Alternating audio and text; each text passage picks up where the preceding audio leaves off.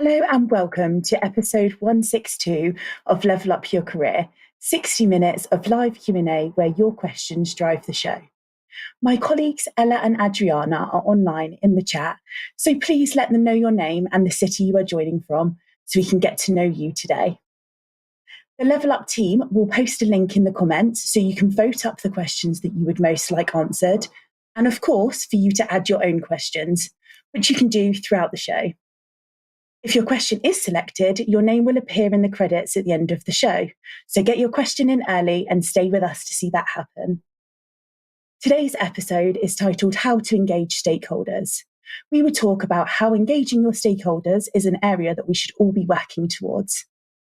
Stakeholder engagement is a process that organisations can follow to listen, collaborate and inform their internal and external stakeholders. Our panel today are experts in helping you learn how to engage your stakeholders and are ready to and waiting to answer your questions. So let's jump in and meet them.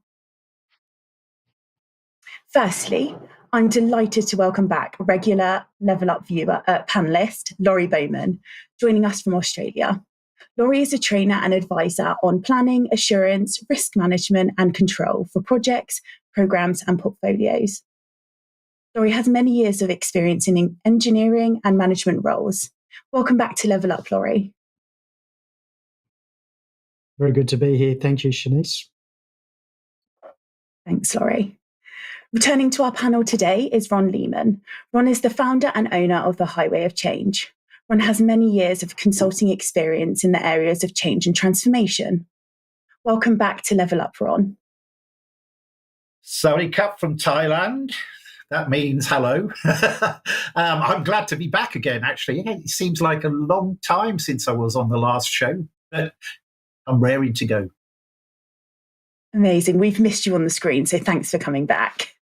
And also joining us today is our returning panelist, Mart Rovers. Mart is a leadership coach, consultant, trainer and president at INTERPROM. Mart specialises in business relationship management, service management, information security management and project and change. Always so wonderful to have you back, Mart. Thanks, Shanice. Thank APMG for having me again, and thank everybody for tuning in. Looking forward to answering your questions along with my esteemed panelist colleagues. I'd like to start with, to set the tone a bit for this session with a quote from Lao Tzu, who had a warning actually for his stakeholders. He said, "If you do not change direction, you may end up where you are heading." That's a fantastic quote. Thanks, Mark. And our question master for today is Suchitra Jacob, who joins us from Bangalore in India. Hi, Suchitra. How are you? Hi, Shanice, and hello to the panelists and our viewers. So looking forward to asking today's questions. Wonderful. Thank you so much. And on that note, can we have today's question? Sure. And our first question is from Ron, who asks a very simple question. But what is the definition of a stakeholder? Wonderful. Thank you. So we'll go to Laurie first, and then Mart, and then Ron afterwards, if that's okay. That's okay. Okay, sure. So thank you for the question, Ron. Firstly, You're welcome. It's a good question. A very good place to start. Very good place to start too. So for me, the definition of a stakeholder, particularly in the context of a project, is really somebody who can either be impacted by the project or somebody who has an impact on the project. So it really covers a diverse range of people. Wonderful, thanks. And moving on to Mart. Similar, whether it's a project, also for the change management world, indeed, what is a stakeholder? Somebody who has a vested interest in what goes on or what doesn't go on. Somebody needs to be involved, engaged in the whole initiative. Somebody should not ignore, in essence. And that's, I guess, one of the biggest mistakes we tend to make when we do changes, that we do not identify these people that are being impacted. Wonderful, thank you so much. And to Ron, the question asker, if you could have your answer, please. I suppose I'd better ask my own question, hadn't I? Stakeholders, what are they? Well, they can be an individual or they can be a group of people. They have an interest in the project, either its outcomes or benefits or whatever. And they're anyone whose words or attitudes or actions can influence either positively or negatively the outcome of a project. They can also support or block a project. They can gain or lose benefits. They can feel threatened. They worry about customer impact. They can be different, obviously, and they can change during a project life cycle. They can be a resistor to start with or to eventually, once they're chatted up and turned round into a supporter. Wonderful. That was a great definition. Wonderful. That was a great explanation. Thank you so much, panelists. Suchitra, could we have our next question, please? Sure, you can. And our next question is from Charles Anderson, who seems to have asked 3 questions as part of one. What are the right points in time to engage your stakeholders? How frequently should you interact with them? And what communication vehicles should you use? Well, that's cheeky getting 3 questions in one, but we'll try and answer all of them if we can. So if we go to Ron, Laurie, and then Mart. The right time. The right time is any time your stakeholder says it's the right time. If you do your stakeholder engagement, your stakeholder analysis probably at the beginning of a project, you will determine how stakeholders would like to be engaged, what kind of communication channels they like to be engaged through, how frequently they would like to be interacted with. So because they are the impacted stakeholders, literally what you don't want to do is impose your view on them. It's them that make the decision. And if you get the right level of input from them, you can actually determine exactly what there are. Well, not all of them, but the majority of them. Wonderful. Thank you so much. And Laurie, please. Yeah, so I would agree with Ron. Upfront engagement is really the key thing. And as part of that engagement, you should really try to understand your stakeholders, to listen to them as much as possible. And through doing that, you'll usually understand what their information needs are, what their concerns are, what's keeping them awake at night, what they're excited about. And that really helps you plan out how you're going to engage and interact with them throughout the duration of a project. Wonderful. Thank you so much. And Mart, your final comments on this question? Great answers already. Definitely you want to have them engaged or get them engaged as early as possible, as soon as possible. The moment you become aware this is a stakeholder, reach out and get them involved. You don't want to hold off and then we forgot about you. That's of course not the message you want to send. So as far as frequency, the more the better, and the more often the better. And definitely we do that face to face. I would start there as far as how to engage them, what vehicles. Face to face is definitely the most important one. And luckily we can do a lot electronically these days when it's about the Zoom and Teams meetings that we can have as far as engagements, but also do email announcements, do town hall meetings, do something along the lines of awareness sessions, maybe some through training or education. In other words, look for at least 5 to 7 ways of engaging them at the right time with the right vehicle. As in, don't stick to just one particular vehicle, as in, hey, didn't you see the email? As in, email's not enough. Wonderful. That's great. 5 to 7 ways. That's such an important thing to remember. And we're just going to pop to social because we have got so many live viewers in the audience today. So we've got Eamon from Amman in Jordan. Hello. Thank you for viewing today. And we have Neswala from South Africa. Wonderful to have you here. Abhishek from Dubai. Wow. We have so many viewers from across the world. And Christopher from Tanzania. Oh, wonderful that you can be here. Thank you for joining today. And we've got Devon from Nigeria. We have so many live viewers from Nigeria, so it's wonderful to have you here today. Thank you for joining. Wonderful. And Suchitra, if we could just move on to the next question, please. The live questions are coming in quick, so let's get them their answers. Sure. So our next question is from Tom. How do you begin to repair relationships with neglected stakeholders?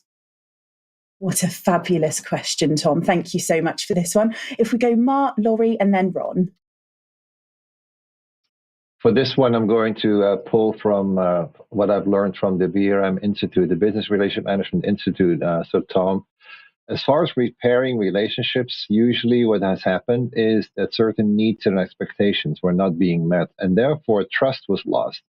So, in essence, repair of that relationship all comes down to what are these needs and expectations that we've ignored, bring them to the surface, start addressing those, and then in that way regain that level of trust that you've lost, as in re-earn that level of trust. Another number here, it depends on the book that you read. You know, if you have a relationship that is broken through, let's say, one bad example, it takes 7 or 10 or so good examples or good ways of interacting, of as in I'm gaining trust again because I get what I'm needing. So 7 or 10 good experience to make up for one bad experience. Wonderful, thank you. And that's so important there, rebuilding that trust back after, you know, there's been neglect in a relationship is such a crucial part. So thanks for that, Mart. Laurie, if you could just provide some answers on this question.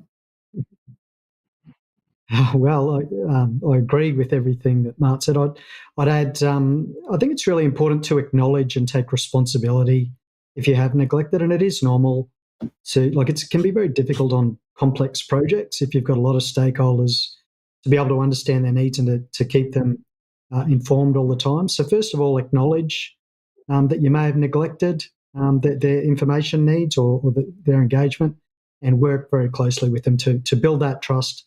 Listen to them really closely to understand them deeply, and then work on repairing that relationship and improving the stakeholder engagement going forward. Wonderful, thank you so much. And Ron, final answers on this question. Neglected stakeholders. I'm guessing that you first need to determine why they were neglected, because, you know, depending on why they were neglected, depends on how you actually repair the relationship. The other thing is that neglection may have been from their own side rather than from your side. But regardless, the word trust has been used quite a few times, and it's all about rebuilding the trust between yourself and the stakeholders. And that takes time. Yeah. So listen to them, listen to what they have to say. Ask them if they've got any problems, etc., and start to build that trust again. And don't just think, okay, I've spoken to them once, that's enough, thank you very much. So, you know, it's all the trust is built again. Keep on and keep asking them, you know, are you okay with everything that's going on now? Are we communicating with you enough, etc.? Wonderful, thank you so much, Ron. So Tom, it's acknowledge and listen, find out the why, and rebuild that trust. Wonderful. Suchitra, if we could have the next question, please.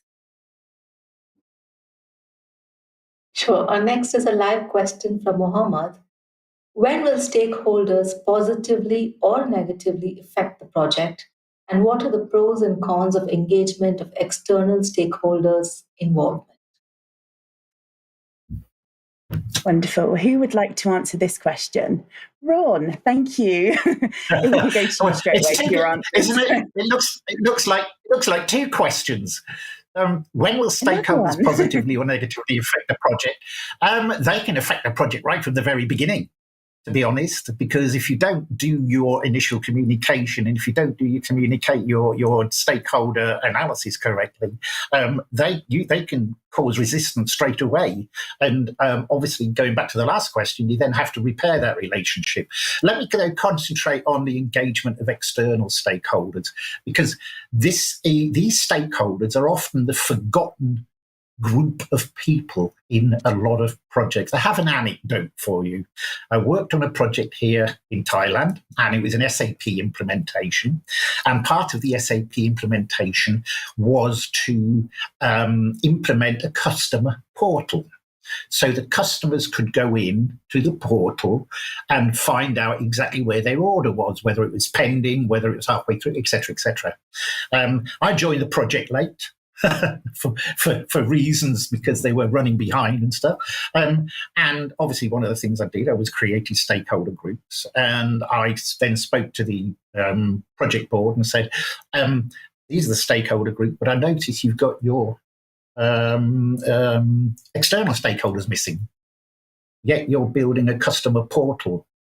Why haven't you actually got a stakeholder group for external customers? Because they're going to need to be made aware of the portal. They're going to need to be trained in the portal. And unfortunately, all hell broke loose because we were only a couple of months away from go live. Yeah. So basically, I suddenly got sent 2 lots of spreadsheets with lots of different customer names on them. I had to amalgamate them, etc., etc., etc. Build the stakeholder group and then actually prepare some training for them so they could use the customer portal. That really was a problem because it detracted from other workers, unfortunately. Yeah, definitely. Oh, that's such a good case study there to show why it's so important. So thank you so much for sharing that, Ron. Laurie, if we could have your answers on this question. Thank you for the question, Mohammed. So this almost touches on the last question a little bit. So when will stakeholders positively or negatively affect the project? Generally speaking, stakeholders have good intentions. So all people believe that they're doing good if you ask them individually. So it really is only through neglect or through not being engaged appropriately, it's more likely you're going to have a negative impact on the project. So it's really up to the project team to make sure that that stakeholder engagement is effective. And the more early you're engaging, the more likely that's going to mean it's going to have a positive effect on the project because you've considered those perspectives and those sorts of things. In terms of the pros and cons of engagement of external stakeholders and their involvement, well, for all the reasons stakeholder engagement is important, other pros. So it's very important to get the diverse perspectives and to get buy-in for the project as well. I guess one of the cons with stakeholder engagement, particularly external stakeholders, is that it takes time. It adds complexity. It takes people out of their silos and forces them to think differently. So it really does require an open-minded approach, and it's an investment for the project. So it takes time, it takes money, so it needs to be sort of prioritised. So we don't have endless budgets and endless time on projects, so it needs to be strategised and stakeholders need to be prioritised. But certainly if it's done properly, it adds a tremendous amount of value to the project. Absolutely. Thank you so much. And Mart, if we could have your final comments on this question. It's a great question indeed, and some great answers, if I may say so. Pros and cons, positive, negative. I'd say when you deal with stakeholders, get them engaged again as early as possible, even if they're not engaged at that very moment, and maybe have to be engaged, 3 months down the line or 6 months later. At least these people know what's coming, so they can anticipate, they can prepare accordingly, and be ready for it when they have to be ready. So timing is everything. Absolutely. And preparation is key, right? Suchitra, if we could have the next question. We have lots of live questions coming in, so let's get ready. Yes, of course. And the next live question is from Purva. What is the right way to tackle stakeholders, especially when you know the project is going beyond the decided timeframe? Ooh, this is a great question. Who would like to be the first one to answer? Laurie, great. Is this project a rugby match or something like that? I'm not familiar with having to tackle a stakeholder on a project, but I think if you go into a stakeholder, so one approach that I've seen that doesn't work very well is if you perceive that the stakeholder's wrong or that they're bad or that they're against the interest. I think if you go in with the intention to understand your stakeholder really well, so not to go in with the intention to convince them that they need to get on board with the project or anything like that, but if you go in with the intention to understand your project very well, it's more likely that you're going to develop trust and a good relationship and those sorts of things. So I've certainly had this experience on a project here in Australia dealing with an Indigenous group who their cultural heritage was getting impacted by the project. It was the first time I'd ever been involved in cultural heritage management plans and things like that.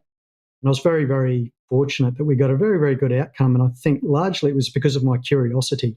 At the start, I was absolutely fascinated with what the cultural heritage involved. And I asked a lot of questions and things like that. And I feel like, on reflection, I feel like through being curious and having a sincere desire to understand their culture and what was at risk, I feel like it really went a long way to building trust and getting them on board with the intentions of the project, as well as helping the project better understand the cultural heritage that they wanted to be preserved. Absolutely. It was a win-win for both sides. Thank you for sharing that, Laurie.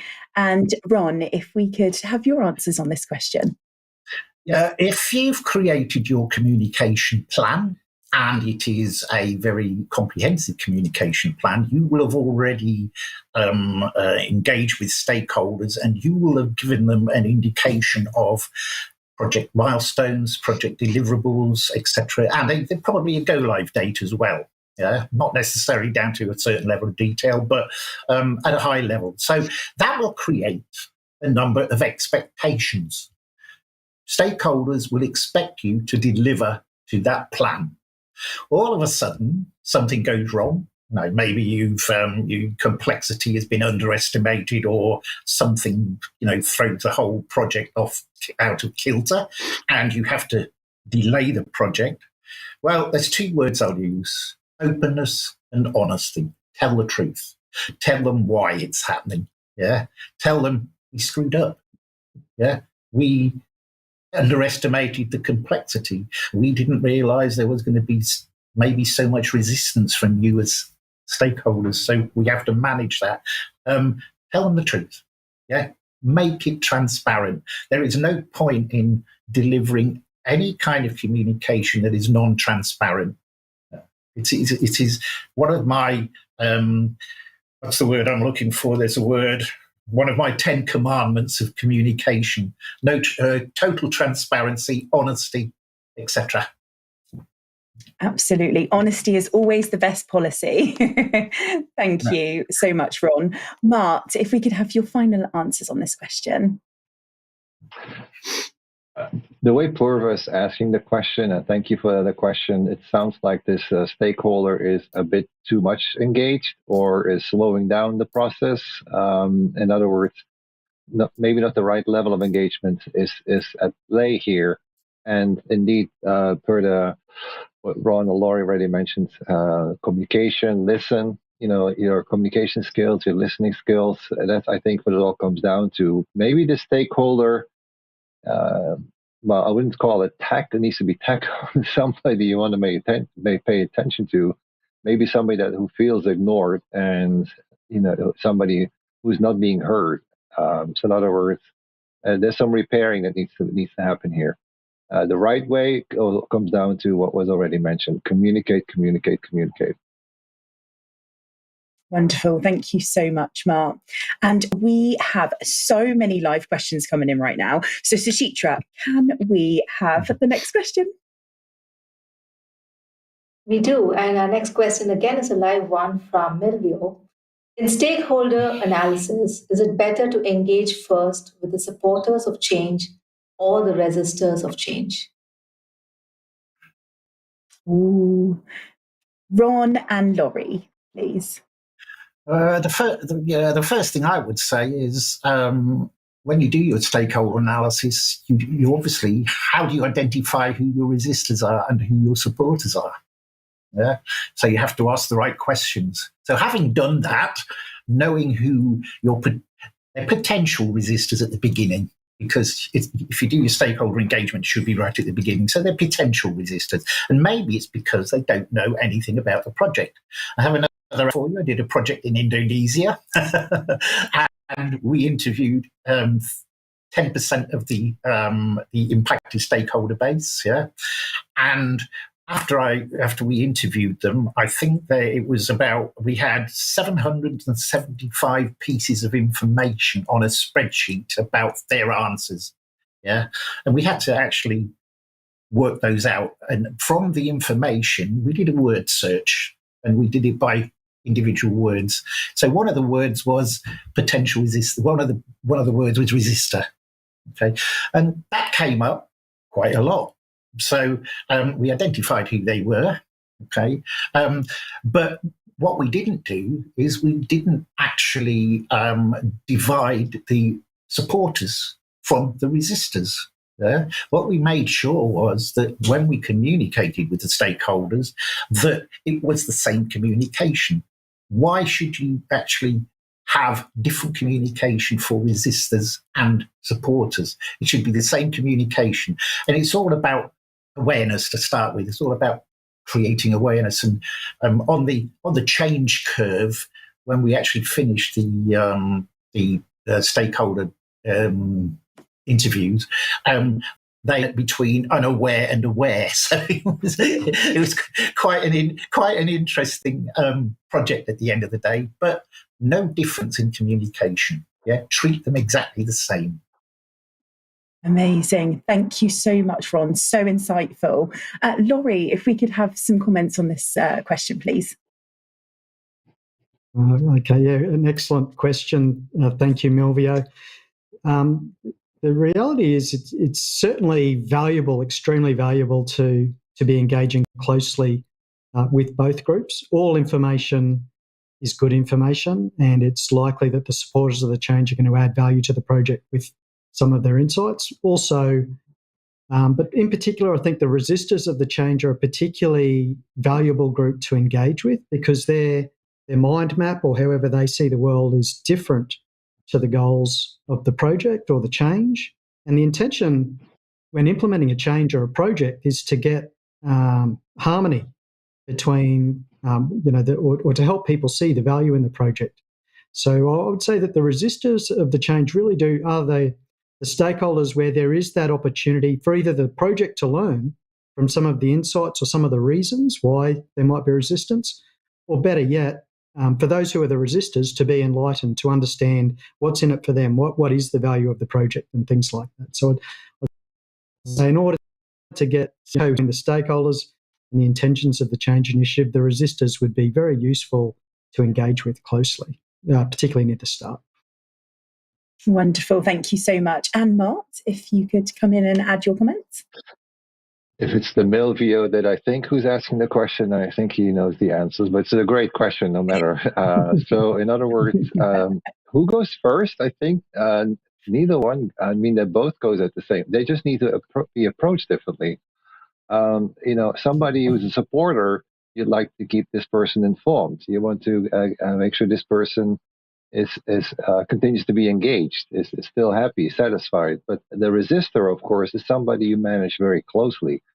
I wouldn't say one goes first and then there's somebody else goes next. It's just a different way of getting them engaged, keeping them engaged. Wonderful.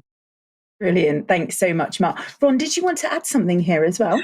Yes, I did. So I'm glad you saw my hand. I just want to kind of emphasize what I was talking about earlier on. Let me talk about our good, well-known change guru, Mr. Cotter, John Cotter. 10 years ago, he produced a very short video, and it was all about resisting stakeholders. And he said, if you ever come up against a stakeholder that is really, really resistant and they really don't want to, become supporters, just forget about them, leave them, walk by them, concentrate on your supporters. Well, I don't really agree with that. So sorry, Mr. Cotter, I don't agree with you, because a resistor, if you think about it, is very heavily engaged in the project. Otherwise, they wouldn't be resisting. Okay, so if you can convert those resistors into supporters, wow, what have you got? You've got a person or a group of people that people will say, hey, they used to be resistors and now they're supporters. They must be seeing something good that's coming out of all of this. So let's find out. Yeah, we're resistors at the moment. Maybe we don't know what they know. So let's find out what they know. And once they know that, we've got them changed. And once they've changed, wow, it's great. Amazing. That is such a good perspective. And sometimes disagreeing with other experts is the way forward. So thank you for that disagreement there, Ron, because it was very valid. Suchitra, can we have the next live question, please? Of course, Shanice. Next question is from Emmanuel. What's the best approach for an introverted PM to engage stakeholders, especially when just embracing the role? What can be of help? Brilliant. Thank you so much for this question, Emmanuel. From a fellow introverted person myself, Ron, and then Laurie, please. I'm going to be a bit controversial now, if I may. Introverted PM. I understand, and I know that PM Bot 07 from the PMI includes stakeholder engagement as part of a project manager's role. I don't believe stakeholder engagement should be part of a project manager's role. I think stakeholder engagement sits firmly with the change manager. So the question for me is kind of strange. And it looks as though it's coming from the perspective of a PM that's working on a project without a change manager helping them. Okay. Well, my view is get that PM to understand change management, because then they will not be introverted, surely, anymore, if they understand what they need to do with their stakeholders and how they engage with them and so forth. So I apologize for being a little bit controversial, but that's the way I'm thinking. That's what Level Up is all about, being a bit controversial sometimes. Laurie, if you could answer the next question, please. Okay. Well, thank you for the question, Emmanuel. It's another really good one. First of all, there's, as far as I'm concerned, there's no problem with a project manager being introverted for engaging with stakeholders, and in fact, it might even make them a more effective with their stakeholder engagement, possibly, but maybe not. So it shouldn't be seen as a detractor or anything like that, because stakeholder engagement involves a whole portfolio of different tools and techniques. Some of them involve the project manager verbalizing. There's a whole portfolio of different techniques. So if there is some aspects of the stakeholder engagement that really does necessitate somebody who is more extroverted in nature, particularly when you're looking for a catalyst within a workshop situation who can help get stakeholders engaged and bouncing off each other. It's about making sure that you've got those sorts of people supporting you within your team. So certainly it's not a project manager's role to be extroverted for them personally themselves, but just to make sure that they've got that ability. So when there is engagement that does require that sort of more extroverted or verbal technique, that the project manager has those sorts of people around them to facilitate that sort of engagement. Wonderful. Thank you so much, Laurie. And Mart, if we could have your final comments on this question. My suggestion would be to find somebody inside your own organization or externally, somebody who can coach you, a coach internally, externally. Pair up with this person, do the buddy system, and then help each other in essence. So hopefully this introverted PM can learn from the more extroverted PM. In other words, learn things while observing and then while doing. And some hand-holding can definitely be helpful. Again, find a coach. Absolutely. Thank you so much. This is such great answers. Suchitra, if we could have the next question, please. Sure. So the next question again is a live one from Wondimu. What are the major challenges that hinders to actively engaging stakeholders? It's a fantastic question, Wondimu. Hello, I know you're a regular viewer, so hello and welcome to the show again. Ron, Laurie, and then Mart. Time. Are they available? Yeah, they've got their business, they've got their job to do. So are they available? is one. Have they all been identified as stakeholders is another. What other challenges are there?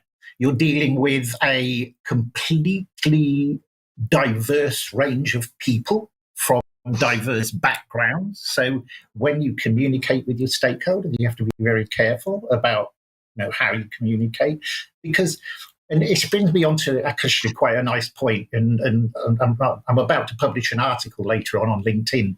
It's all about using the right language, okay? Because there's a tendency for not only change managers but project managers to use language that is not understandable by stakeholders. And if you've got a diverse range of stakeholders and you're presenting to them, they might not actually understand what you're talking about. If you're talking about some of the change management models, or I'm going to use this change management model, or project managers have a very the big habit of using 3-letter acronyms. So if they start using things like PID and stuff like that, project initiation document, it becomes quite difficult. So the challenge is understanding your stakeholder base, understanding how diverse they are, and then making sure that any communication you provide to them is understandable in simple language. Absolutely. That's such an important point that you've raised there. One of my managers said to me that if you are speaking a language in maybe your second or third, the amount of words you have in your vocabulary for additional language could only be up to 200 to 300 words.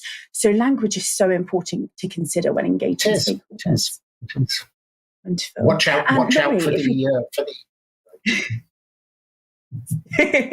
Go ahead quickly.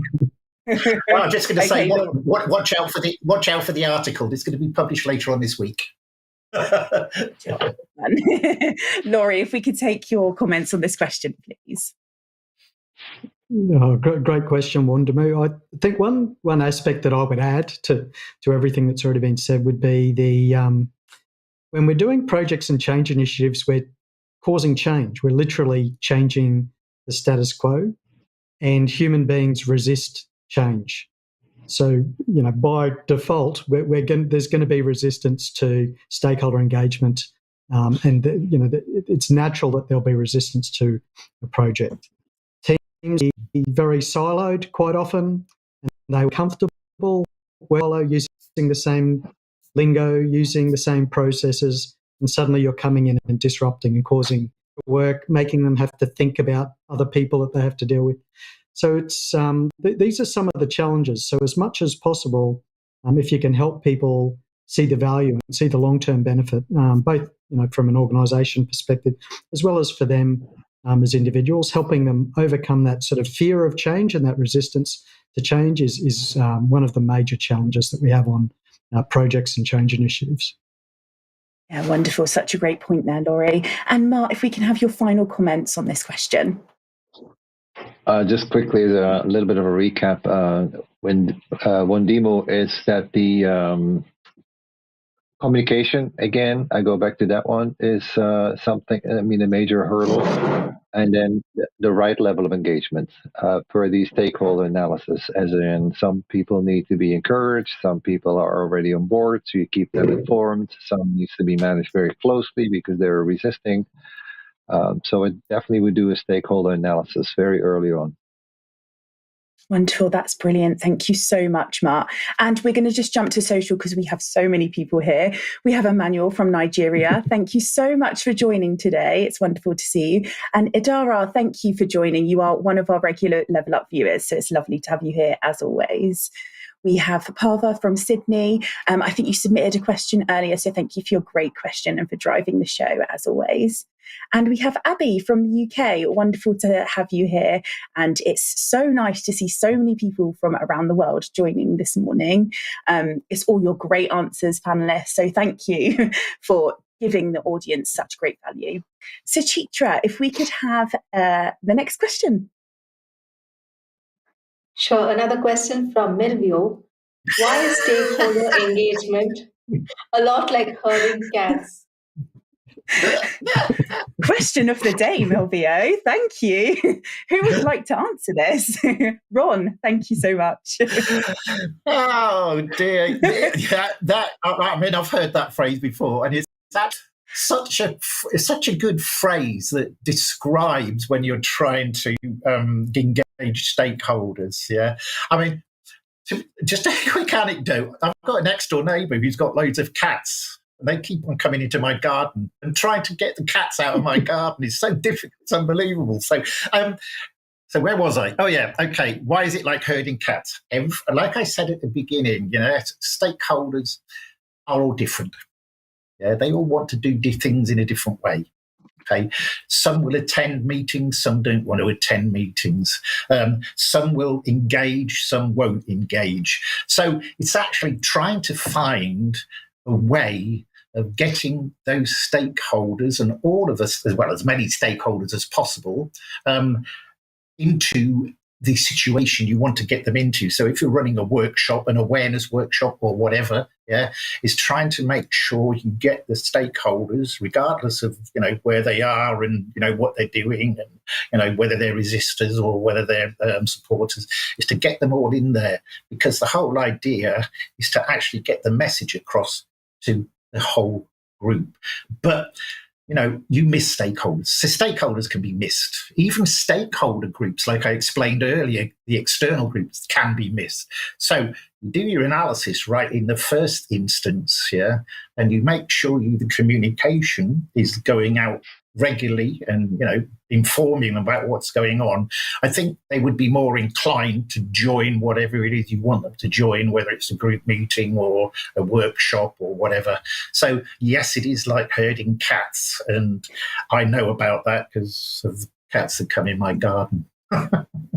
Lots of experience there, Ron, as always. And if we could have Mart's answers on this question, please.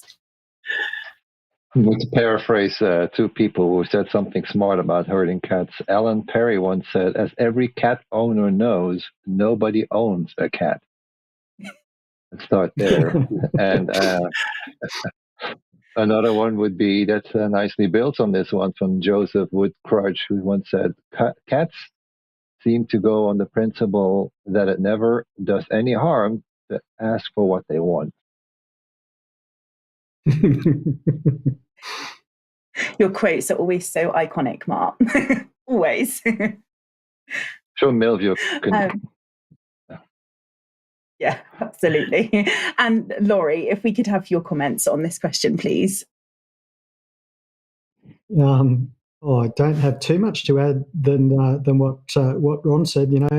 All stakeholders, they have their own individual mind map of what's important in the world and what work's important. So I think what it does reinforce, though, is the value of stakeholder engagement. So by having effective stakeholder engagement, you can create a vision for the project that those who are impacted by the project come on board with. So at least everyone can see the same direction of what north looks like, and then gradually, through effective communication processes and update, get the project or the change initiative working more like a well-oiled machine and a little bit less like herding cats. The reality is it tends to be somewhere between those two extremes. Wonderful. Thank you so much. What a great question. And it certainly made me laugh this morning. So thank you. Suchitra, if we could have our next live question, please. Sure. Our next live question is from AO. How do we ensure effective communication and understanding of the message to stakeholders? At what point do we need to reinforce the message? Ooh, this is a fantastic question. Who would like to go first? Ron? Yeah. How do we ensure effective communication and understanding of the message to stakeholders? Simple. Ask them. Ask them what they want to know. Ask them when they want to have the communication by. Ask them to what level of detail they want. Ask them how they want to be communicated with. So do you prefer email? Do you prefer messages via an app of some sort? Do you prefer intranet? Yeah. So Yeah, I think I mentioned this before in the answer to another question, didn't I? So I'm kind of repeating myself. But at what point do we need to reinforce the message? At every point possible. every time you send out a stakeholder message, repeat the important point. I think there's a saying that goes, you have to repeat something at least 7 times before it sinks in. So if you go by that, every time you send out communication, mention something that you mentioned before, eventually it will sink in. Wonderful. Thank you Fingers so much. crossed. And look, yeah, fingers crossed. We hope, eh? Laurie, if you could have your answers to this question. I don't have that much to add other than for a specific message, if there's one specific message in terms of how do we ensure effective communication and understanding of the message, it's often useful to ask whoever it is that you're engaging with what they understood from what you just said, just to see if the message translated and if it made sense. And often, and it's a two-way street, this sort of communication, particularly verbal communication. So if a stakeholder is telling you what's important to them or how they understand the world or the project, it's often very useful to repeat back, okay, so what I just understood by what you said was X, Y, and Z, just to provide that feedback and give the opportunity to make sure that you're both on the same page. Absolutely. It's so important to make sure that everyone has a clear understanding, especially when there's projects and changes involved. So thank you so much for your great answers. Suchitra, can we have another question, please? Sure. Next question is from Eamon. What is the best way to proactively deal with stakeholders who may be unaware the project may impact them? This is a good question. You've made our panelists have a little think for a second. So, Laurie, if we could go to you first, then Ron. Okay, so it's a little bit difficult to talk specifically about the way to proactively deal with stakeholders who may be unaware that the project may impact them. But one tool that I've found very useful is a stakeholder map. So it's very simple, just mapping out interest and influence or power on a simple grid. And by doing that, you can quickly, particularly if you identify stakeholders who may be quite influential, even though they're not interested or they might be unaware of the project, and develop a communication process for engaging with them, particularly if they're low interest but high influence.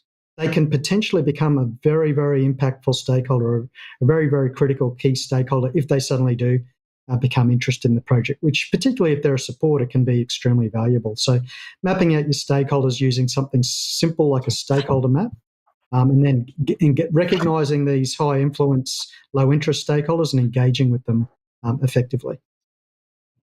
Wonderful. Thank you so much. Ron, your comments on this question?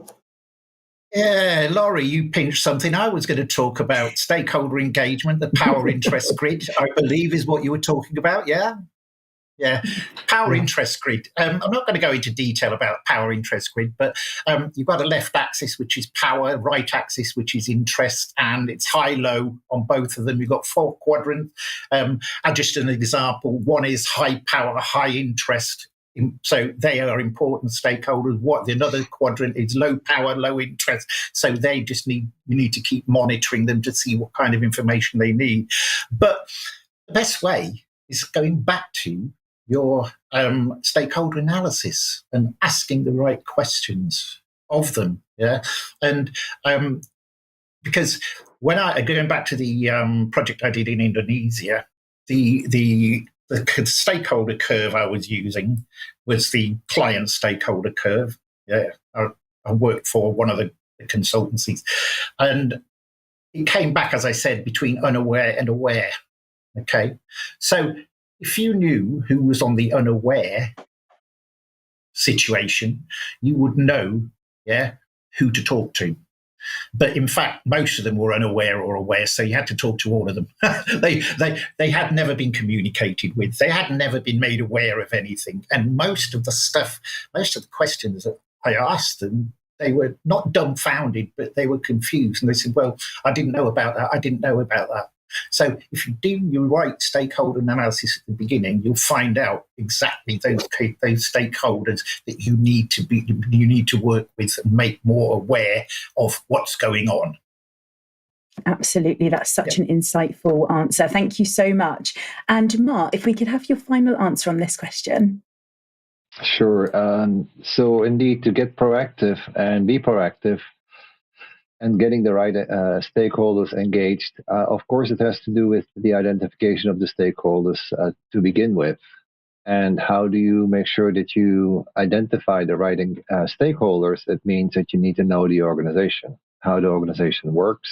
In other words, find somebody who knows the organization, or work with people that might be impacted by the project or the change, and get information through them. They hopefully may know how the organization works for them in their particular part of the organization. So in other words, get people involved that know the organization, how it works, their ins and outs, and that may help you identifying these stakeholders, and then you go from there. But identification of stakeholders is definitely one of the very critical steps you do first. Wonderful. Thank you so much. Such great answers, and it was a great question. So thank you, Eamon. Suchitra, if we could have another question, please. Sure, you can. Your question from Mohammed. As a stakeholder, how do I engage with a project and provide feedback in the engagement process? What a great question. Thank you, Mohammed. Who would like to answer this for me? Wonderful. Ron, and then Mart, please. Okay. How do I engage with a project and provide feedback? If you've done your stakeholder engagement planning correctly, and you've determined exactly which kind of communication channels your stakeholders want to use or want you to use to inform them of what's going on, those channels should include a feedback channel. Okay, so if it's intranet, if it's email or whatever, you should always ask for feedback, because feedback is important. And the other way is just go out and talk to them, informally, every now and again. Go out, talk to them, how they're doing, ask them if they're having any problems, etc. But, to get them to engage, every communication channel, just to repeat myself, has to have some kind of feedback mechanism. And you have to be sure to answer that feedback mechanism. You may even create a FAQs, frequently asked questions, as well, that you can put on your intranet, or you can add as an attachment or whatever. But feedback is very important. Otherwise, you won't know what the stakeholder are thinking about at all. So get them involvement, feedback, please. Absolutely. We all love feedback anyway, so send it always. Mart, if we can have your comments on this. Just a quick suggestion, that is, I'm going to again use the body of knowledge of the Business Relationship Management Institute, that is making use of business relationship managers. Typically a role in an organization that serves as the connector, so people that know the organization, that have connections, have a network. In other words, reach out to them. And for PMs, important to work with them. There's plenty of examples known where the BRMs have brought in other stakeholders that were ignored in the beginning. In other words, benefit from people that have a network, that have the connections. Brilliant. Thank you so much. Such great advice there, Mart. Thank you. Laurie, final answers on this one. Well, I'd add from the question, Mohammed, it sounds like you're a stakeholder who may not have been properly identified through the stakeholder identification and analysis process. So in that case, if you do see yourself as impacted, or you've got team members who may be impacted, reach out to the project through either informal or formal means to understand what the process is. Starting with the project manager, or whatever your conduit is to the project. Chances are you might help the project by helping them realise that they might have had some gaps in their stakeholder analysis process. Absolutely. Thank you so much. And Suchitra, our final question for today, please. Sure. Our last question is from Mark. Are there any freely available templates you use or recommend to help manage stakeholder engagement? Wonderful. I'm actually going to select one from all of you, if that's okay. So if I could go Mart, Ron, and then Laurie. I'd say I do a quick search on the web, look for stakeholder mapping type examples. Great advice. Thank you so much, Mart. And Ron, please. I was going to say that, and I actually did a search on the web using stakeholder engagement template. Guess how many hits I got back? 5 million. So there are lots. I have one of my own very quickly, which I call IDEP, which is identify your stakeholders, define your stakeholder groups, engage with those groups, and then plan your stakeholder communication based on that. Wonderful. Thank you so much. Thank you. And Laurie, your recommendation here.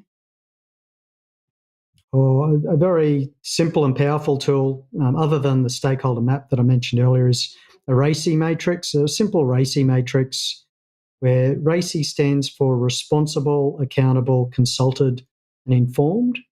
And by mapping out your project and your change initiative in terms of all of the elements of work and the extent to which different stakeholders are either accountable, responsible, need to be consulted or informed, is a very, very useful and powerful way to map out on a page who needs to be informed about different aspects of the scope of a project or a change. Wonderful. Thank you so much for all those recommendations. Absolutely fantastic. So now we're going to move on to our closing remarks. So I'm just going to go around the panel and just have your final comments on today's show. So I'll start with Laurie, if that's okay, and then Ron, and then Mart. Oh, firstly, thank you. The live listeners, and with some of those questions, they were fantastic questions. I think the one thing I would like to leave you with is engaging with stakeholders. If we go in with the intention to listen and understand our stakeholders first, and then sort of decide what we're going to do from there, I think is a very, very positive approach for any change initiative or project. Wonderful. Thank you so much, Laurie. And Ron, your final comments for today. This has been a really, really enjoyable session, even though there were only 3 on the panel. Okay. What I would say is I have my own approach to change, and there are 3 foundations, and those 3 foundations are communication, sponsorship, and guess what? Stakeholders. You need to build a solid foundation for your change initiative before you actually start putting your building blocks on top. It's just like building a house. Make sure the foundations are solid. Stakeholder engagement is one of those foundations. Yeah. Wonderful. Thank you so much. And Mart, your final comments for today, please. Indeed, a great show. Lots of great questions. Actually, many questions came in, so it's fantastic to see that level of engagement. So in itself, that's a compliment. Speaking of getting engagement going, engagement really important in this time of change. Peter Drucker once said something nice about change and all the turbulence that comes with that. He said, the greatest danger in times of turbulence is not the turbulence, it is to act with yesterday's logic. Such a great quote, as always, Mart. Thank you so much. And Suchitra, your final comments for today, please. Yeah, I can't agree more. We've had some amazing engagement on today's show. The live questions just keep coming in, and they were brilliant. So thank you to the panelists for answering those questions, and thanks to Shanice for hosting the spectacular show today. Thank you. Thank you so much. Thank you. And well done, everyone. It was a great show. And I'd like to thank all of you in the audience today for your excellent questions. It was a great job. Before you leave us, I just want to remind you that on our website, we have over 1,500 questions from previous shows that you can search for.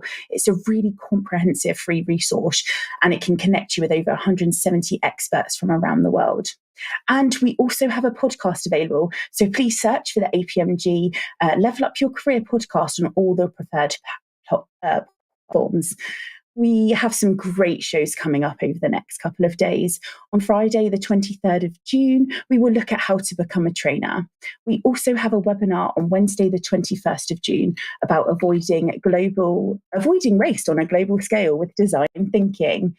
Next Monday's topic will be how to make the best use of AI in your career, something we all need to know how to do.